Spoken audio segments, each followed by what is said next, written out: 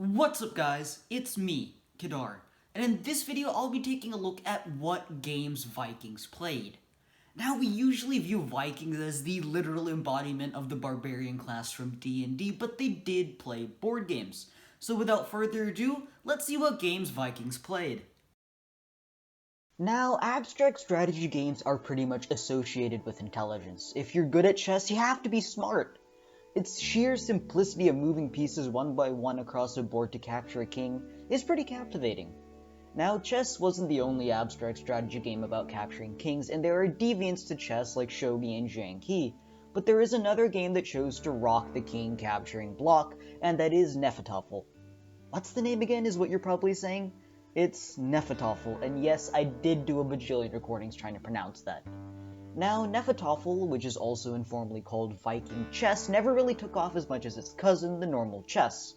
That's probably because you don't have to practice pronouncing Nefertofel, or when you say it, having the urge to say Nefertiri instead. Now, Nefertofel is a very different abstract strategy game. Unlike chess and friends, the players actually control two asymmetric sides, which makes sense.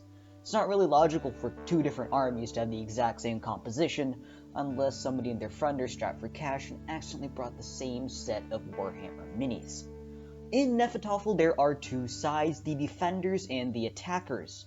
The defenders, who are the lighter colored pieces, must try to get their king, who's in the center, to safety while the attackers are trying to capture the king.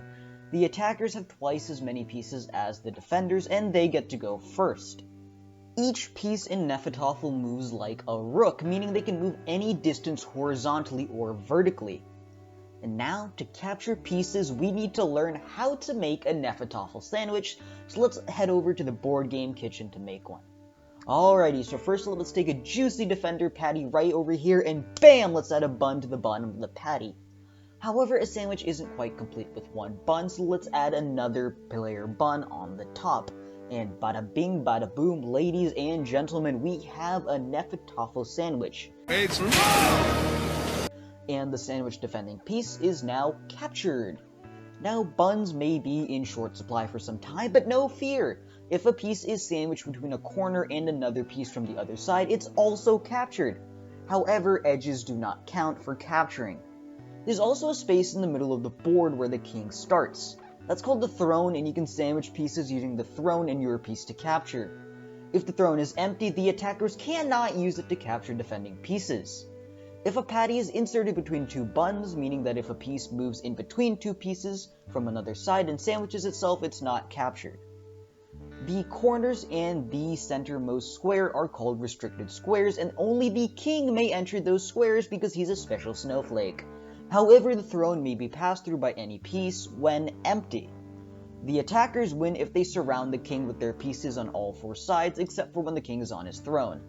The king may only be captured on an edge if he's the only defender remaining on the board. Now, the defenders win if their king goes to one of the four corners. Yeah, just the king, not the guards, because the king is a privileged brat, and this game shows that we live in a society that benefits the rich.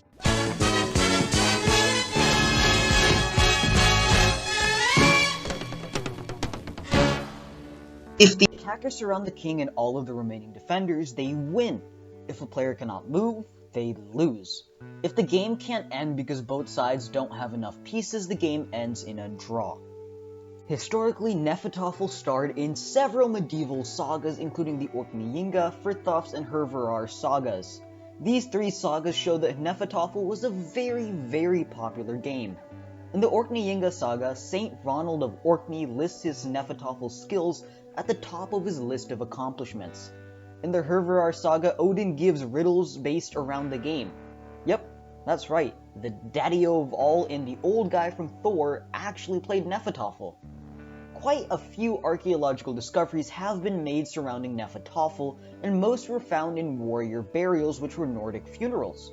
Some Nefertofel games have also been found in religious places such as the Scottish monastery of Deer and the holy island of Lindisfarne. In the 1980s, the Viking game was published in an attempt to resurrect Nefertofel, but this game was actually the game Tablut, mistranslated. Man, these guys are like the Christopher Columbus of the gaming world. This game didn't do much to revitalize Nefertofel, but it did kickstart the game's revolution. In 2008, a man by the name of Peter Kelly revived Nefertofel, and through this game's revival, Tabloot also got revived. Attack and defense, retreat and kill, unsurmountable odds. All of these converge into the amazing game that is Nefertofel, the awesome game of Vikings. And that is Nefertofel, the game of Vikings. Please leave a like on this video and subscribe for more content, as well as comment any other board games you're interested in learning about. If you're interested in getting your hands on a brand new trading card game, the Gladiator trading card game, check out its shop page in the description down below. Have a good day, and I'll see you in the next video.